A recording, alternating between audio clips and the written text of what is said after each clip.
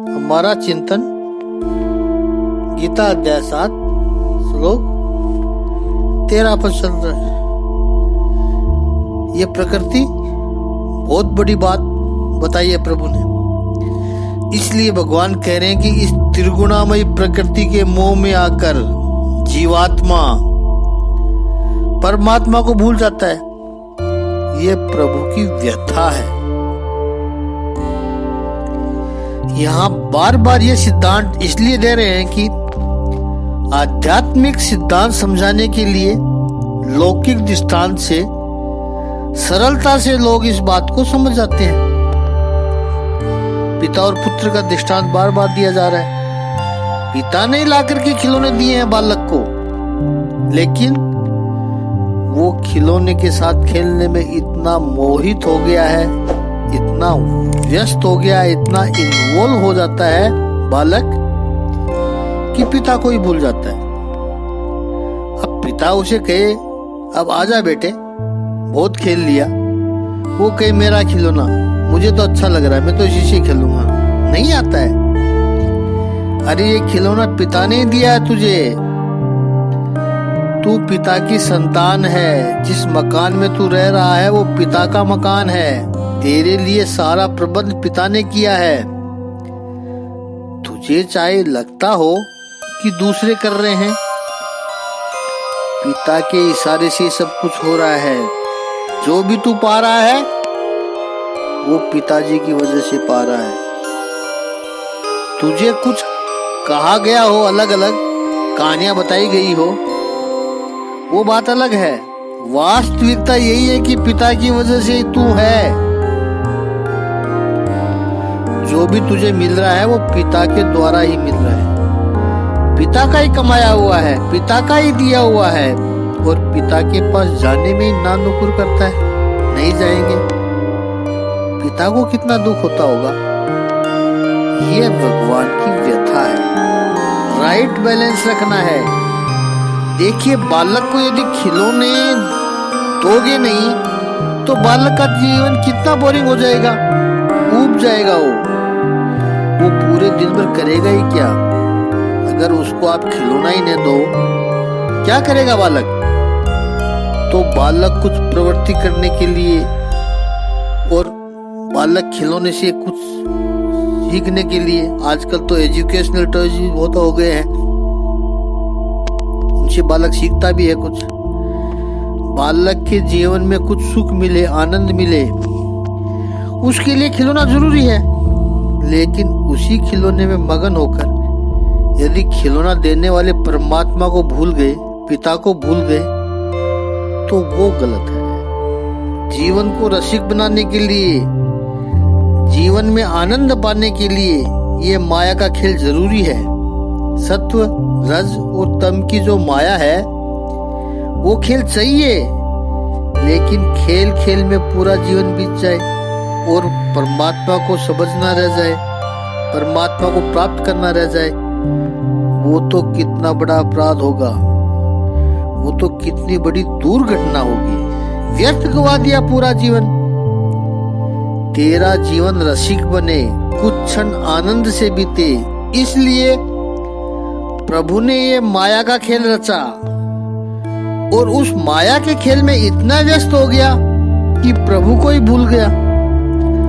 तो प्रभु की ये व्यथा है कि मोहितम ना भी जानाती। ये सब लोग जो मोहित हो गए हैं माया में, सत्व, रजत और तम त्रिगुणी माया में जो मोहित हो गए हैं वो मुझे नहीं जानते। इसलिए भारतीय संस्कृति का जो सूत्र है वो क्या है, सिद्धांत है, वो क्या है? वो गोल्डन मीन है।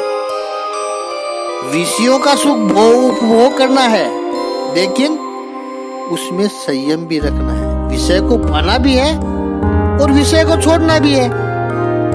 ब्रह्मचर्य आश्रम में विषयों से बचे रहे, संयम रखा, फिर गृहस्थ आश्रम में आए तो सारे विषयों को स्वीकार किया, विषयों का भोग किया, विषयों का आनंद लिया, और फिर वानप्रस्थ आते धीरे धीरे छोड़ना शुरू किया।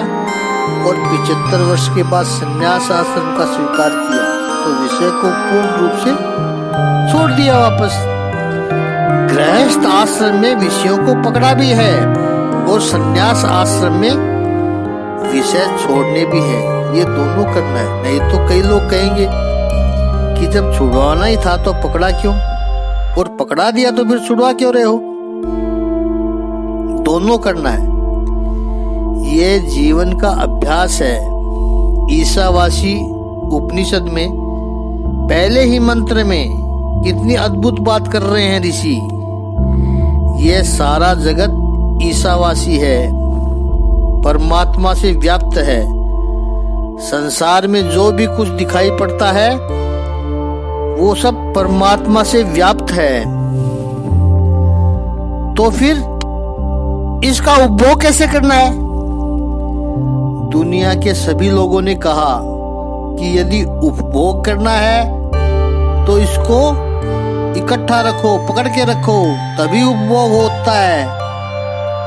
विश्व में विलक्षण ऐसा भारतीय ऋषि है जिसने कहा त्याग करके उसका उपभोग करो, छोड़कर उपभोग। हाँ जी, बिल्कुल ऐसा ही कहा है। उपभोग कर उसका, फिर योग्य समय पर छोड़ दे उसको। छोड़ने में भी आनंद आना चाहिए। और फिर एक बार आपको इसकी आदत पड़ जाएगी तो फिर पता चलेगा कि जो आनंद छोड़ने में है वो पकड़ के रखने में नहीं है। गिद्ध वृत्ति मत रखो, बुद्ध वृत्ति रखो। ये धन किसका है? ये धन पकड़ के रखने वालों का तो है ही नहीं। वो इसे रख ही नहीं पाया। कुछ महीने के लिए या कुछ वर्षों के लिए शरीर में जब तक प्राण है तब तक लगता है कि पकड़ रखा है। अरे वो पकड़ना ही तुम्हारा बंधन बन जाता है। अंत में जब जाते हो सब यहीं पर छूट जाएगा। अभी तक कोई कुछ भी साथ में लेकर नहीं गया है तो जीवात्मा मोहित हुआ है। आइए संक्षेप में समझ ले कि ये जीवात्मा मोहित हुआ है। भगवान कहते हैं मोहिता ना भी जाना थी। वो मोहित हुआ है इसलिए मुझे जानता नहीं है। तो मोहित हुआ है, उससे क्या होता है ये कैसे पता चले? ये तो हमने देखा कि चलो मोहित होते हैं तो परमात्मा को नहीं जान सकते, लेकिन पता कैसे चले हम मोहित हैं? हम मोहित हैं भी कि नहीं है? तो महापुरुषों ने कुछ लक्षण बताए हैं कि मोहित व्यक्ति के क्या लक्षण है। What have the symptoms of a deluded person? पहली बात, जो मोहित होता है उसमें कृतज्ञता नष्ट हो जाती है, ग्रेटिट्यूड खत्म हो जाता है। जिस व्यक्ति ने आपके लिए पुरुषार्थ किया, आपको सुखी करने के लिए, आपका विकास करने के लिए, आपको उन्नत बनाने के लिए, आपकी उंगली पकड़कर कल्याण के मार्ग पर अग्रसर किया, उसका आभार मानना तो दूर, उसका धन्यवाद व्यक्त करना तो दूर, उसका विरोध करने लगे। ये लॉस ऑफ द ग्रेटिट्यूड है, कृतज्ञता का अपमान है ये। अगर किसी ने छोटा भी किसी ने कुछ अपने लिए किया है, हम उसको कैसे भूल सकते हैं? इसने मेरे लिए अच्छा किया है, उसे आप कैसे भूल सकते हो? ये मोहित व्यक्ति का लक्षण है। ऐसे कई लोग मिलते हैं जो बहुत सस्ते में फिसल जाते हैं, अधोगति शुरू हो जाती है उनकी, क्योंकि कृतज्ञता छोड़ दी। दूसरा, ऐसे व्यक्ति का विवेक नष्ट हो जाता है। देखिए, भगवत गीता के पहले अध्याय में, पहले ही श्लोक में धृतराष्ट्र ने बात की है, माम का पांडवाचय। ये विवेक नष्ट हुआ है। सच पूछो तो उसके अपने ही है सब। ये तेरा, ये मेरा, ये सब बंधन है। मेरा बिजनेस, मेरा परिवार, मेरी आदमी, इन मेरा मेरी से विवेक नष्ट हो जाता है। बंधन बना रहा है, खड़े की तरफ बंधन की तरफ जा रहे हैं, भ्रष्ट हो जाता है, विवेक नष्ट हो जाता है। और जो विवेक भ्रष्ट होता है फिर वो एक के बाद दूसरी तीसरी स्टेप चूकते जाता है। नीति शतक में भर्तृहरि का बहुत सुंदर श्लोक है। भर्तृहरि कहते हैं, एक बार जिस व्यक्ति ने विवेक यानी डिस्क्रिप्शन छोड़ दिया, कृतज्ञता का भाव छोड़ दिया, योग्य क्या है अयोग्य क्या है, यानी व्यक्ति ये सोचे कि ये व्यवहार जो मैं लोगों के साथ कर रहा हूँ वो व्यवहार लोग मेरे साथ करे तो मुझे कैसा लगेगा, उसमें उसकी मैं क्या सराहना कर सकता हूँ? अगर नहीं कर सकता तो मैं कैसे कर सकता हूँ? कृतज्ञ व्यक्ति मानसिक रूप से बीमार व्यक्तित्व है। ऐसे लोग किसी से भी लंबे रिलेशन नहीं निभा सकते। ऐसे लोग अपने स्वार्थ में इतने अंधे होते हैं कि सभी को यूज एंड थ्रो बस। ऐसा जो व्यक्ति होता है, क्योंकि वो मोहित व्यक्ति होता है, वो स्वार्थी आदमी है, वो केवल ऊपर चढ़ने के लिए ही लोगों के कंधों का सहारा लेता है। ऐसा व्यक्ति ऊपर तो टिक ही नहीं सकता है, गिरेगा ही। विश्व का इतिहास देख लो आप, असंभव है कि ऐसा व्यक्ति ऊपर तक टिका रहे। और भर्तृहरि ने तो गंगा का दृष्टांत दिया है। देखिए अब गंगा कितनी पवित्र है। भगवत पदी भगवान श्री हरि विष्णु के चरणों से प्रकट हुई है गंगा, लेकिन एक बार उसने गिरना शुरू किया, स्वर्ग से भगवान विष्णु के चरणों से गिरी तो कहाँ आई? शिव जी के सिर में आई, जटाजूट में आई। लेकिन वहां भी टिकी नहीं, क्योंकि नीचे की ओर जाना स्वभाव है। भगवान शिव जी के मस्तक से गिरी तो पर्वत पर आई, उच्च शिखर पर हिमालय में थी, वहां से गिरी, वहां से गिरकर पृथ्वी पर आई, मतलब प्लेन लाइंस में आई। और जैसे जैसे नीचे जाती है फ्लो उसका बढ़ते जाता है। प्लेन लाइंस में भी आकर चलो हरिद्वार में रहती, ऋषिकेश में रहती, नहीं, वहां से भी नीचे गिरी और भागती हुई वहां से जाकर समुद्र तक गई। नीचे नीचे जाकर अपना अस्तित्व खत्म कर लेती है। ऐसा ही होता है उसके साथ। एक बार उसने विवेक छोड़ दिया, कृतज्ञता का भाव छोड़ दिया, जीवन में जिसने सत्य छोड़ दिया, मोहित हो गया सत्ता में, कीर्ति में, वाही वाही में, अहंकार को पुष्ट कर लिया, उसी में जो पड़ गया बड़े से बड़ा धूर्वी हो वो भी विचलित हो जाता है, खत्म हो जाता है। स्थिरता, ध्रुव का अर्थ स्थिरता तोड़ दी उसने। लोभी होते हैं, संक्षिप्त बुद्धि, संकुचित बुद्धि वाले हैं, बीमार व्यक्तित्व है, ये मोहित का लक्षण है। तीसरी बात, ये जो मोहित लोग होते हैं, डिल्यूजड पीपल होते हैं, वो अधः पतन की ओर जाने वाले लोग होते हैं।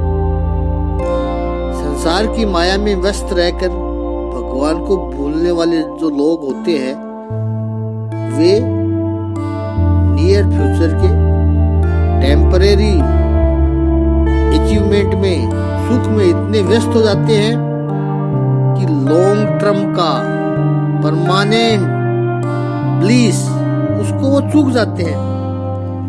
और उस कारण उसके जीवन का अधः पतन होता है।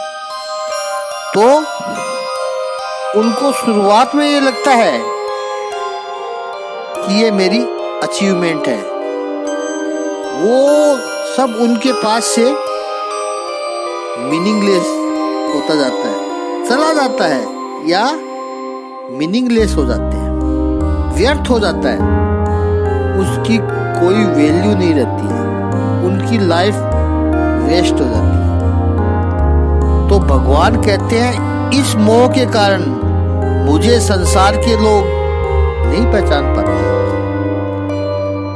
तो प्रभु ये जो माया है, आप जो कहते हो सत्व रज और तम त्रिगुणात्मिका प्रकृति है, वो जीवात्मा को मोहित करती है। तो फिर प्रभु इससे बचे कैसे?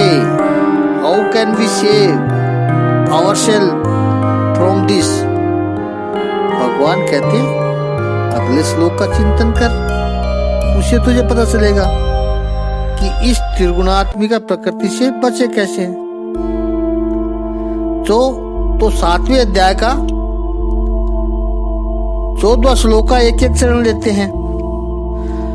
दैवी हैष्या गुणमयी मम माया दुरत्यया मामेव प्रपद्यन्ते मायामेतां तरन्ति ते। देवी ही ऐसा गुणमयी मम माया दुरत्यया माम एव ये प्रपद्यन्ते मायाम एताम तरन्ति ते। इस 7वें अध्याय के 14वें श्लोक का शाब्दिक अर्थ है, प्रभु कहते हैं प्रकृति के 3 गुणों वाली इस मेरी देवी शक्ति को पार कर पाना कठिन है, किंतु जो मेरे शरण हो जाते हैं वे सरलता से इसे पार कर जाते हैं। आराम से वो ही इसे पार कर सकते हैं।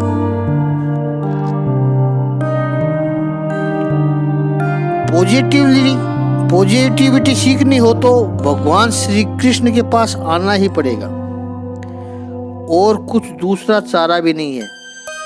इस पूर्ण पुरुषोत्तम के पास जो पॉजिटिविटी है, सारी दुनिया ने माया को नकारा, माया का तिरस्कार किया, माया से बचने की बातें कही, सर पर हाथ रखकर रोए हैं, माया के बंधन में पड़े हैं, माया के बंधन में पड़े हैं, क्या करें।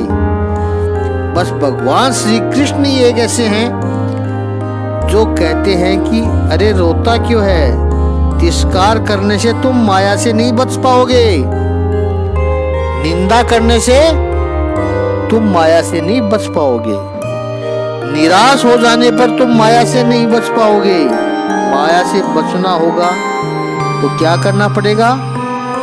भगवान कहते पहली बात, ये जो माया है वो देवी है, डिवाइन है। दूसरी बात है, ये माया गुणमयी है। अब गुणमयी के 2 अर्थ है, एक तो गुणमयी अर्थात सत रज और तम त्रिगुणात्मिका जो वो माया है, इसलिए यहाँ प्रभु ने गुणमयी कहा है। दूसरे अर्थों में गुणमयी अर्थात she is wonderful qualities, divine है तो गुणमयी तो होगी। जैसे हम अक्सर कहते हैं कि ये कन्या बड़ी गुणमयी है, गुणवंती है, वर्चुअस है, तो एक अर्थ गुणमयी का सत्व रज और तम त्रिगुणात्मिका है तो है ही, लेकिन शी इज वर्चुअस, डिवाइन है, वर्चुअस है। इतना ही नहीं है, भगवान श्री कृष्ण कहते हैं मम माया, मेरी माया शक्ति है, मत करो उसकी निंदा, याद रखो ये माया मेरी है। इस पर गहन चिंतन हम कल करेंगे। ओम श्री सच्चिदानंद भगवान की जय। ओम श्री आनंद कंद भगवान की जय।